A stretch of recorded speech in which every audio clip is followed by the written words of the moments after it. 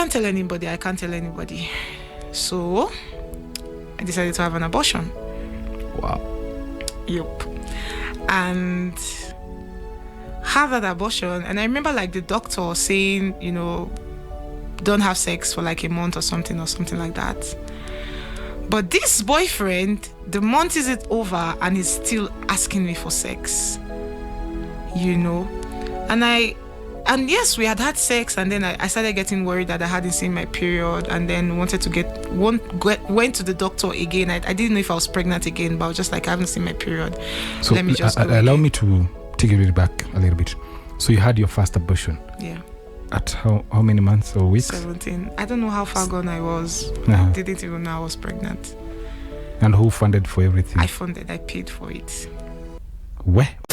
Pearl Radio, the home of fresh and classic hits. Welcome to Pearl Radio. Thank you so much. And welcome to Kenya. Thank you. Maybe for those who don't know you, who is Hephzibah Frances? Hephzibah is a child of God, Uh-huh. number one. Mm-hmm. God's delight. Yes. I wouldn't say God's favorite child, so that people don't break my head here.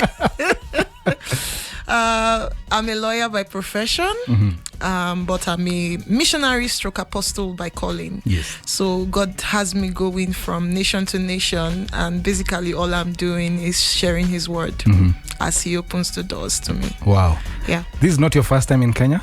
My second time. Your second time? I was here last year. So far, how is the experience? Better than the first. Have you tried Kenyan food? Okay. When you say Kenyan food, now, guys, I don't want to start a war on media, but what food do you guys have? It's just ugali and chapati. And what else? Gideri. Gideri. Is that Gideri or what do you pronounce it? Yes, Gideri. Guys, you guys, this... I know you're so used to fufu. Yes. You're so used to gari. Yes. And jollof rice. And fried rice. But for us here, we have mashakuras. It's just one thing. Eat or go. Eat or go, yeah. But there's something I want you to try before you leave the country. Okay. There's something that is called smosha. I've tried that. You've tried smosha? Okay, I actually enjoyed that. Yeah, one. it was good. You see, we have That's some good. The chapati and the stuff inside it. Yes. Yeah, shout out to one of my friends, Gloria. She was the one that made me try that out. Yeah. Nice. It. Wow, but I'm so glad. But you haven't tried my chapatis. By the way, I make good chapatis. What's the difference? It's all the same. I met a Kenyan guy. Okay, I have some of these, my Kenyan brothers. And we were just discussing. I was like, what's your best food?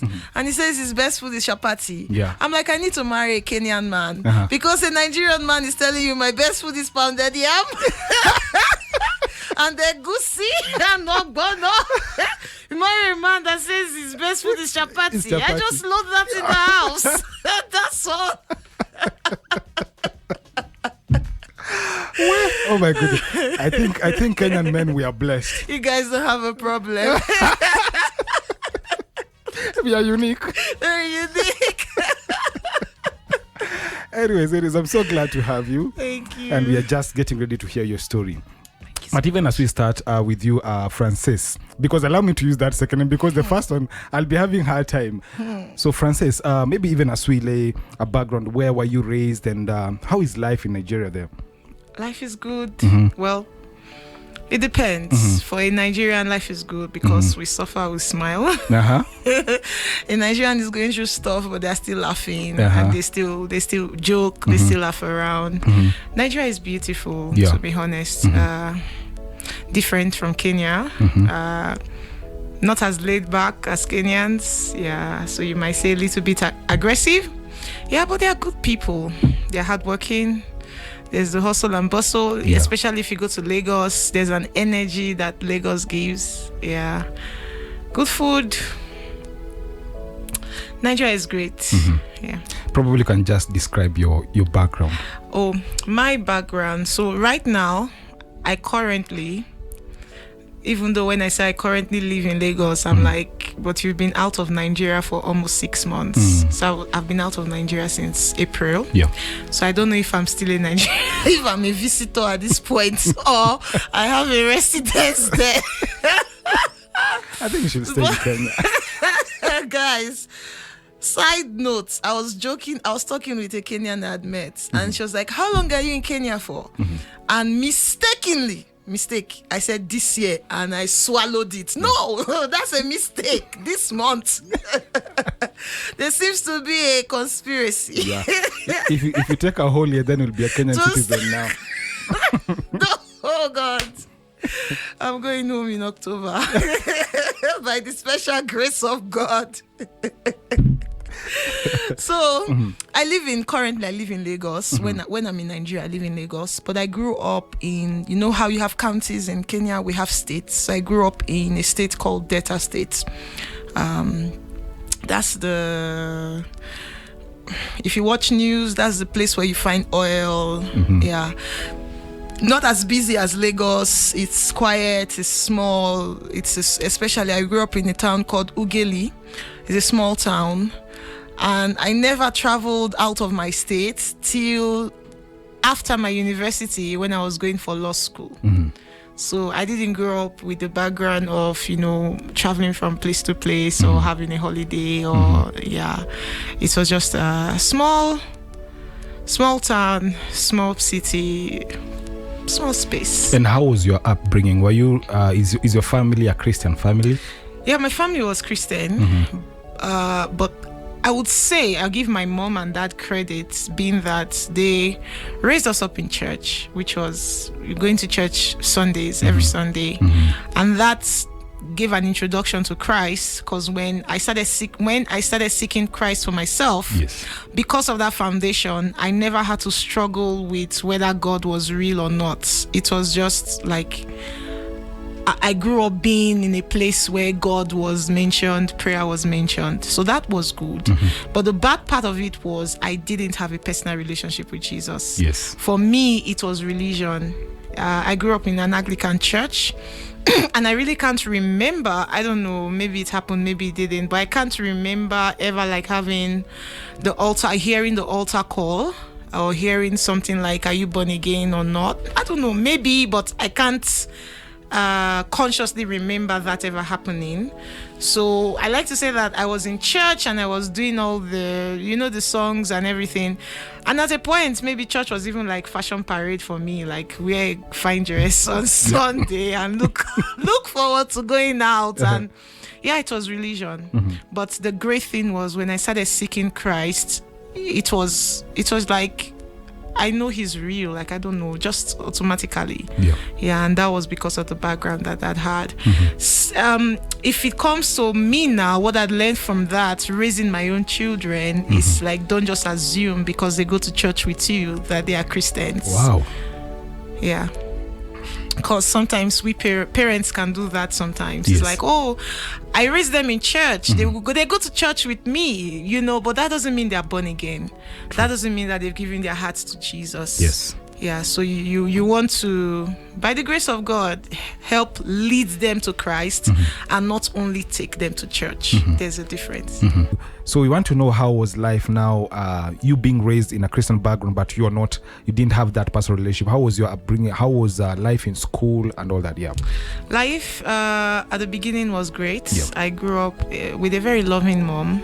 She's still a loving mom. I like to say she's like a tigress over her territory.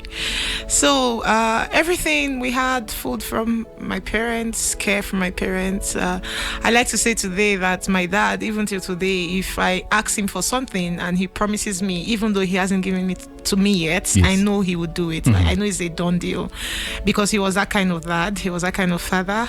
He would sacrifice for you and forfeit what he needs and says, okay, my child, take, But trouble started coming in paradise when I was about 7, and then again when I was 9. So when I was about 8 going on 9, my parents started having really bad fights. So when you were 7, what really happened? When I was 7, my family had a crisis. My mom had a health scare. My dad was dealing with his wife having these health issues.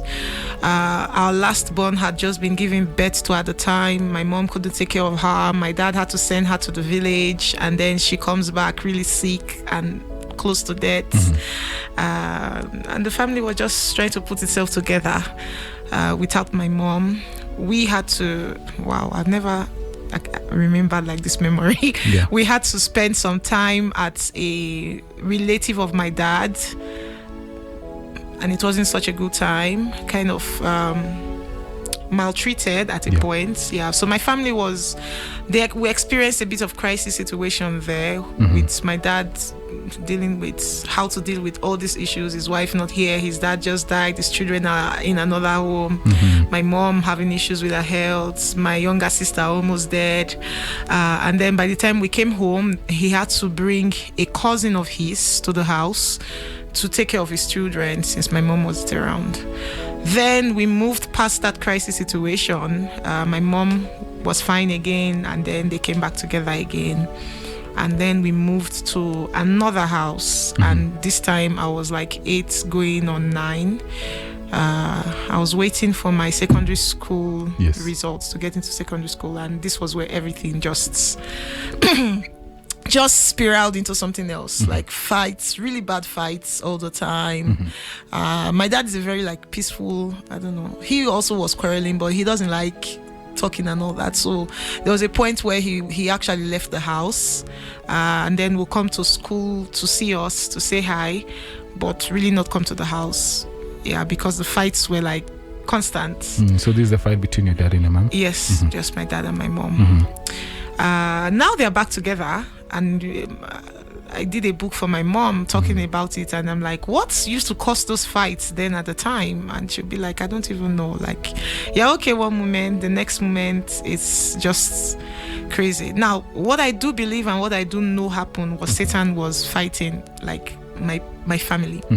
And it started from the marriage, because it's like when Satan attacks the parents, and the parents are supposed to be covering for the children, and he gets them out of the way, he then has access to the children's life, which was basically what happened. So they ended up getting divorced when I was 9.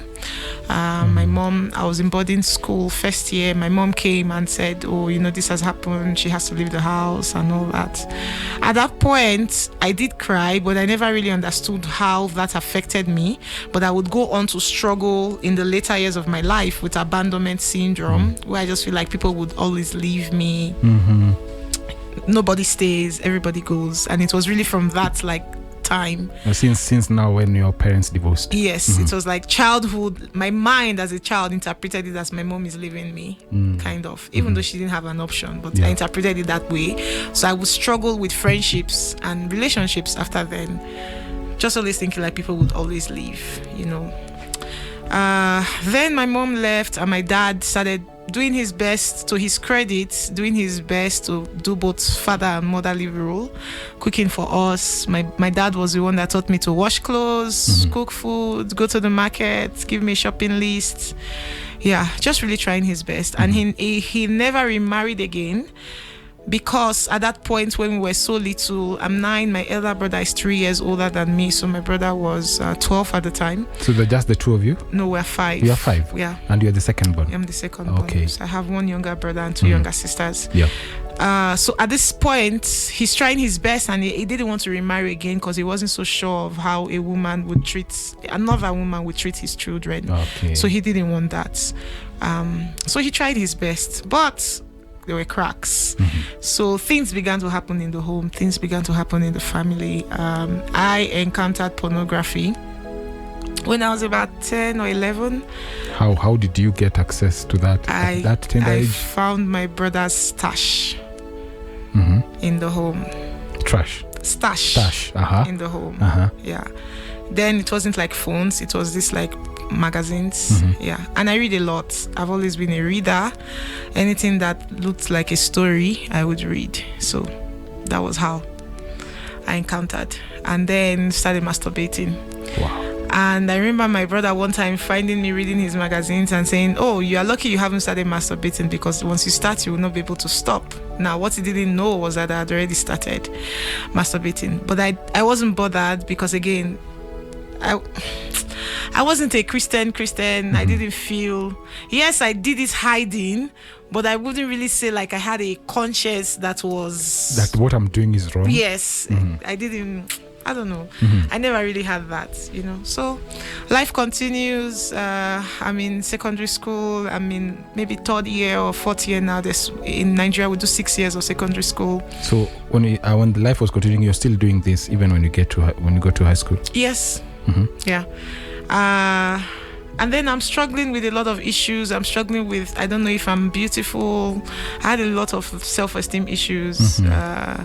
Maybe from bullying from secondary school classmates. "Oh, your eyes are this."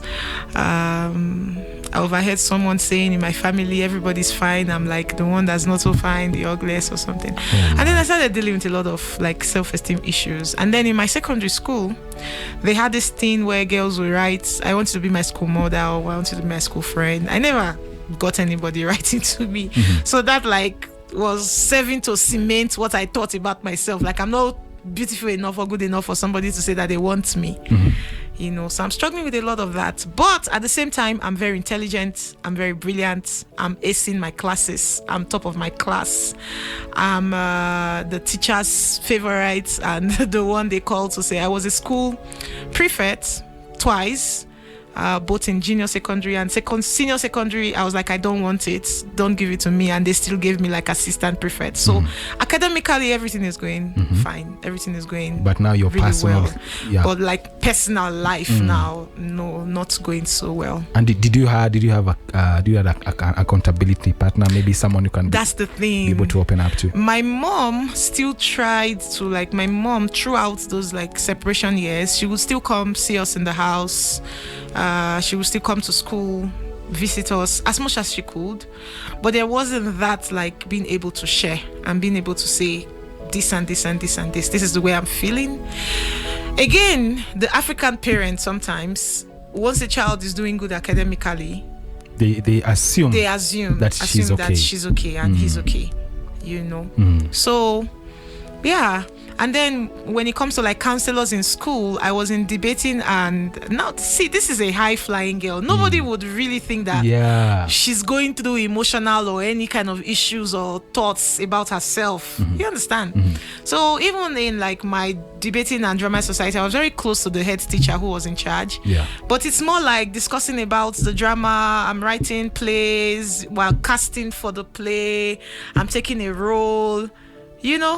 So and it seems like I'm enjoying my life. And no one actually could ever notice, because we usually like to judge people based on the outward appearance. They look smiling, everything's doing okay, but deep down you are struggling. There were cracks, and part of the work that I do today includes going to speak at secondary schools. We were at one secondary school last 2 weeks.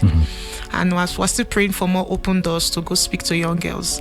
Because when I was in secondary school, I never really heard like anybody come to share the gospel, to share about being born again, and to share about purpose, about how God has a plan for your life and how God has a destiny for you, to share about relationships and love at that time.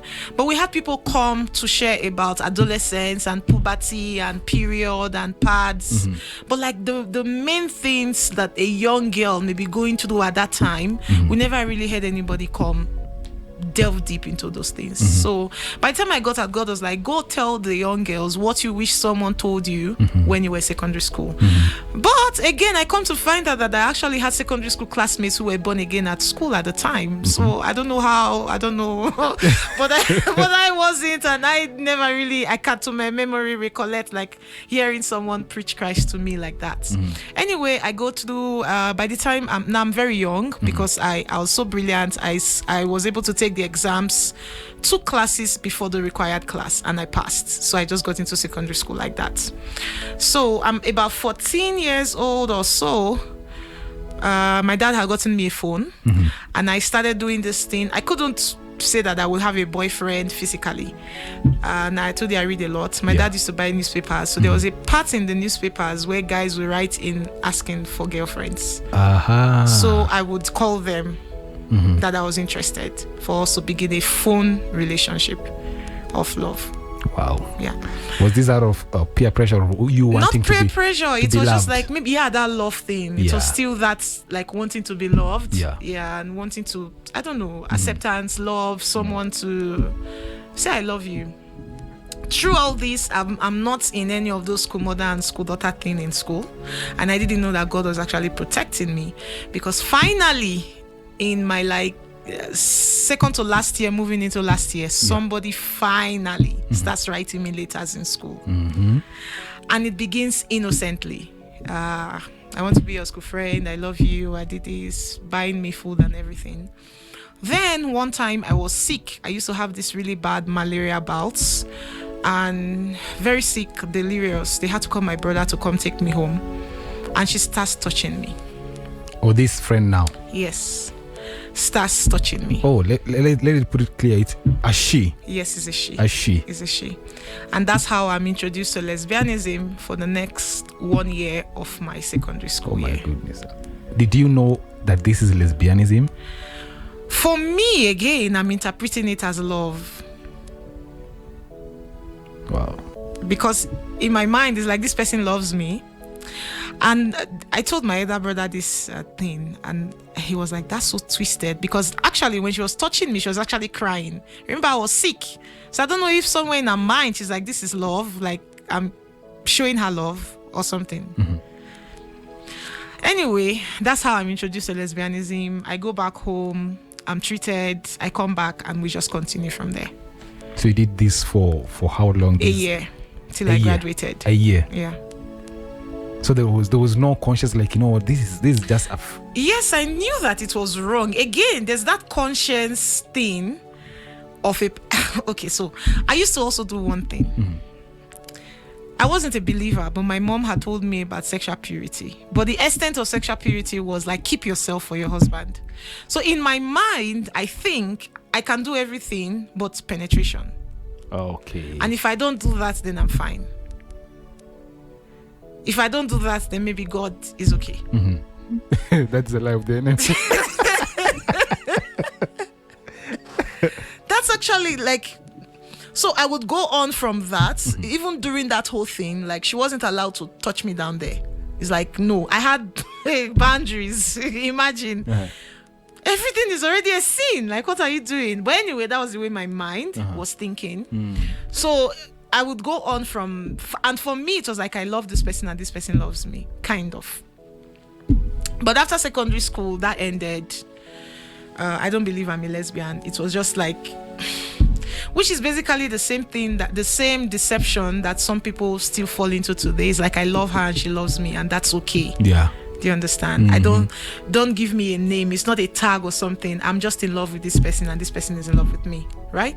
But it's not love, because God is the God of love, and God is the God who tells us what love is and what love isn't. So that's just like deception, right? So, but I will go on and I will leave, and then I will go into university. And while I'm at university, I'm still in this, calling my boyfriends online. And I would actually still chatting. And I'd actually take crazy steps. I think I may have visited maybe 2 of them, traveled to go and visit them. But I had rules. The rules was, we can kiss, we can smoosh, but no penetration. And imagine this girl, 15 going on 16, actually believes that when a guy says yes, that's it. That you can go stay in his house alone. And nothing will just happen. Getting a word from him that he says, yes, I agree to what you say. Like, I took such risk that I don't even believe it myself. But somehow God protected me. That's the only way I can explain it. I can only explain it as like, somehow God protected me. And they actually kept to the rules until one particular one. That one almost raped me. What happened?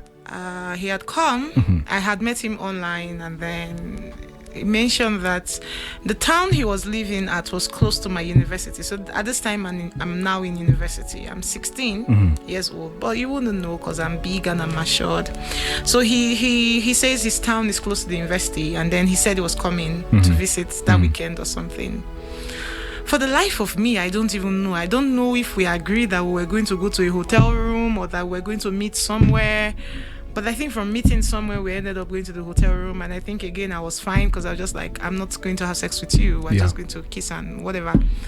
But this one, he was like, when he got to that point, he was like, open your legs, and slapped me. Threatening to use a belt on me and all that. Now, looking back now, I wasn't this virgin at the time, because what was actually important to me was my virginity. It wasn't purity, it was my virginity. Now I tell people that purity is different from virginity.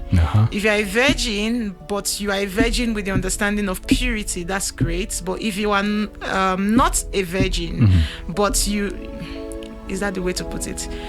But if you are a virgin and you're a virgin with an understanding of purity, that's great. But if you are a virgin but not with an understanding of purity, but just like something of like a prize or something that's, so long as that is intact, then you are not good with God. You are good with yourself morally. But God wants all of us, not one part. Romance actually says that you make a decisive dedication of all the parts of your body, not just one part of your body. That's a conversation on its own.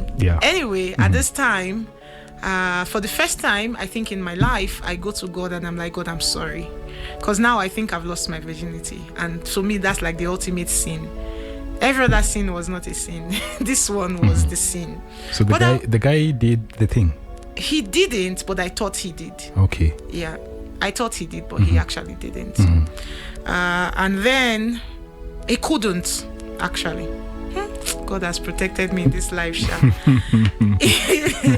He couldn't, but I thought it was. Now, with the benefit of hindsight, I know what had happened. He didn't. But now I'm thinking, God, I'm so sorry.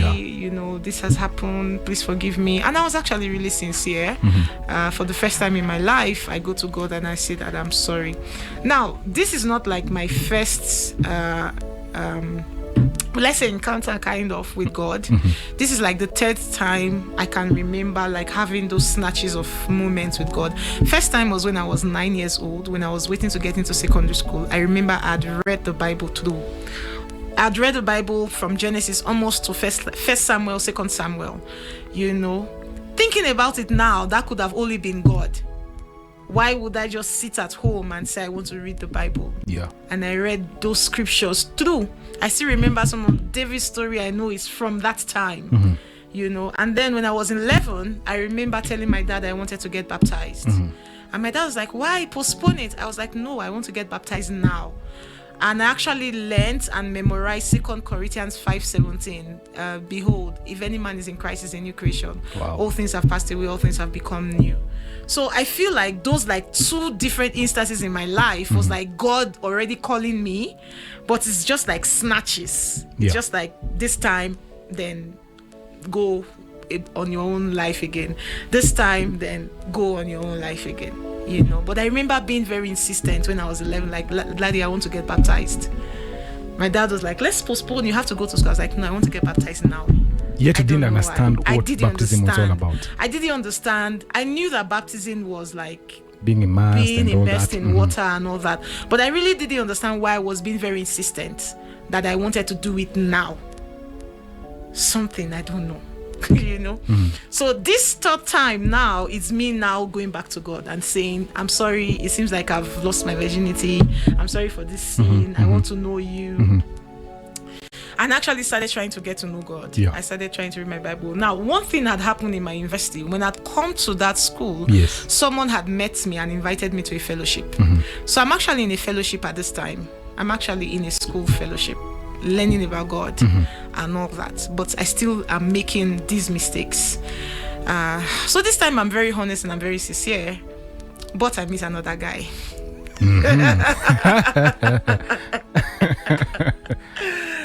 So I always like to say now that when God wants to bless you, he sends you a man. When Satan also wants to derail you, he sends you a man. He's not like a man, a person. Yeah. It's true.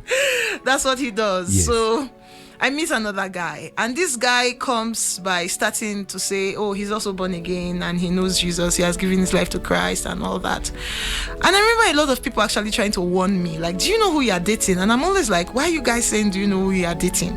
Turns out that he was an ex-cultist, but he had already told me. And the way he told me, it was like, that's my past life. Like, that is not my present life.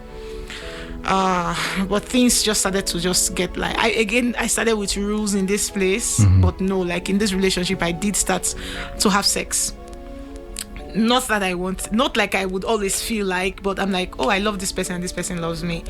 And again, I feel like one spiral from maybe the effect of my parents' divorce was, I had this thing in my mind of like trying to compensate, like thinking if I can be married and keep a marriage, I'm compensating for my parents that couldn't keep a marriage. Okay. So when this guy was like, oh, I'm going to marry you, it was just like, oh, game over, like fine, you know.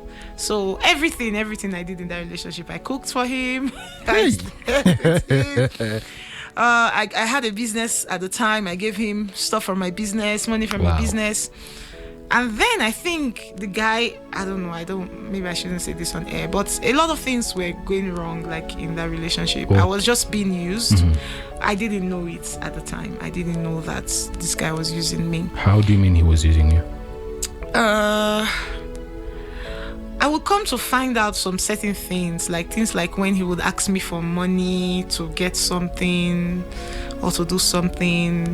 It was really because he just... like siphoning money, because you know that, oh, this person just loves me, like this person is naive. I was so naive when I started having sex. I didn't even know that there was something like pills to prevent pregnancy. That was how naive I was, you know. And I was that naive that anything you said I would believe. I still have a kind of, I don't know, it's just a heart thing, simple trusts. I trust people and I try to give allowance. When someone would be like, I'm cutting off that person, sometimes I just trust. So I was just trusting, you know. I never could believe that this person could want to swindle me, or this person could want to siphon money from me or take things from me, you know. But some of my stuff would go missing when we were together. But I would just like, can he steal from me? No, I just that's believing and that's trusting. Then I get pregnant. And I'm 17. I'm 17 at the time. Now, did your parents? Nobody knew. Now, I'm still in fellowship, actually. I'm still in church fellowship. But in church fellowship, I've lied to everybody when they ask me. Because in fellowship, then there was a rule that said that you couldn't date someone or something. And then everybody was like against this guy. Like, everybody was always like, this guy, no, don't go there, like he's bad for you or something. So I would lie. I lied to everybody, lied to all the fellowship executives, lied to my drama coordinator, lied to everybody when they say, oh, are you dating guy? I'm not dating him, you know. So I can't tell anybody what's going on. My dad actually met the guy one time, but it was like, when, of course, you're not telling your dad I have a boyfriend. It's like platonic. This is my friend from school. So I can't tell anybody. So I decided to have an abortion. Wow. Yup. And have that abortion. And I remember like the doctor saying, you know, don't have sex for like a month or something like that. But this boyfriend, the month isn't over and he's still asking me for sex, you know. And yes, we had sex, and then I started getting worried that I hadn't seen my period, and then went to the doctor again. I didn't know if I was pregnant again, but I was just like, I haven't seen my period. So let me just allow me to take it back a little bit. So you had your first abortion. Yeah. At how many months or weeks? 17. I don't know how far gone I was. I didn't even know I was pregnant. And who funded for everything? I funded. I paid for it. Where? Okay. I paid for it, but he just followed me there, but I paid for it. 96.9 FM, Pearl Radio.